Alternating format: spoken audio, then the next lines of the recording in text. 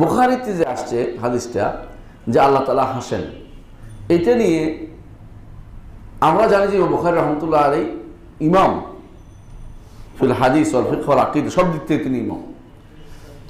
কিন্তু কোন কোন বর্ণনার মধ্যে কোন কোন বুখারীর কোন কোন নুসখা কপির মধ্যে লেখা আছে যে দেখা করত রহমত, দয়া।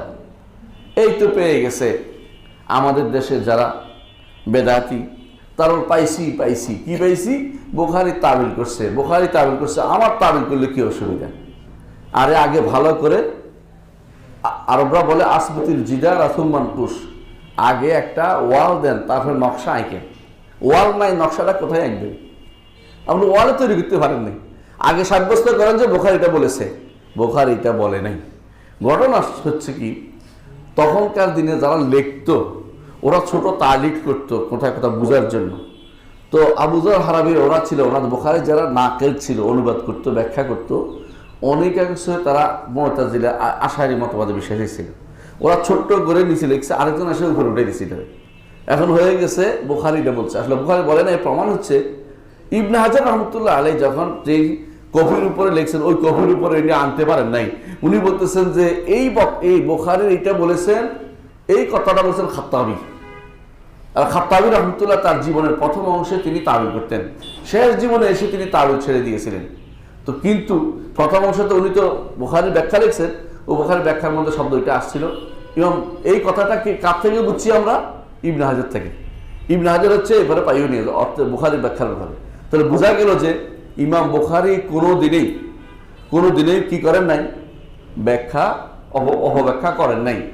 রহমত জাহেদ বলতে রহমত বুঝার নাই, এটা কোনো নস্খাতেও নাই, এখন কোনো কবিতেও নাই। সেটা শুধু দাবি করছে কেন? তখনকার হাতের লেখা কবি যেগুলো ছিল, ওরা সেগুলি দেখতো নিচের লাইনের উপর লাইন, চোখ ঘুরে গেছে, ছাড়া কিছুই নয়।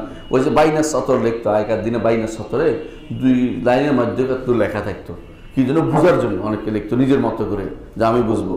কিন্তু এইটাকে যদি কোনো বুখারীর ভিতরে ঢুকাই দেওয়ার অন্যায় করা হবে। বুখারী রাহমাতুল্লাহ আলাইহি কখনো এই কোনো সিফাতের তাবিল করেন নাই, এটা বিশ্বাস করতে হবে। ইমাম বুখারী রাহমাতুল্লাহ আলাইহি ছিলেন খনজমা পুরুষ এবং তার মতো ব্যক্তিত্ব পাওয়া দুষ্কর। তিনি এই জিনিসটা সাব্যস্ত করার জন্য, সিফাত সাব্যস্ত করার জন্য কিতাবুত তাওহীদ লিখছে।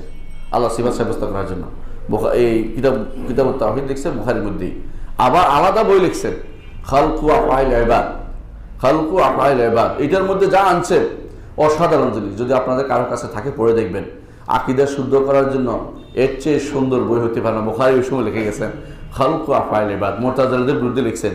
তো মুতাজিলাদের বিরুদ্ধে লিখতে যাইয়ে এগুলিকে সবগুলিকে তিনি তুলে ধরে আনছেন যে আল্লাহ সিফাত সাব্যস্ত করতে হবে, কারণ মুতাজিলা আল্লাহ সিফাত সাব্যস্ত করে না। বুঝছেন তো? তাদের অনুসারী যারা আছে বিরোধিতা করতে একসময় তাদের কথা নিয়ে নিছে। এরা কারা? আশারি মাতুরিদীরা। এরা বিরোধিতা করছে প্রথমে মুতাজিলাদের, কিন্তু এক সময় তাদের বক্তব্যই ভালো লেগে গেছে, সেটাই নিয়ে নিছে।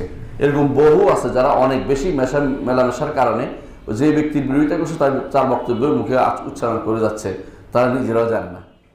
وقل جاء الحق وزهق الباطل إن الباطل كان زهوقا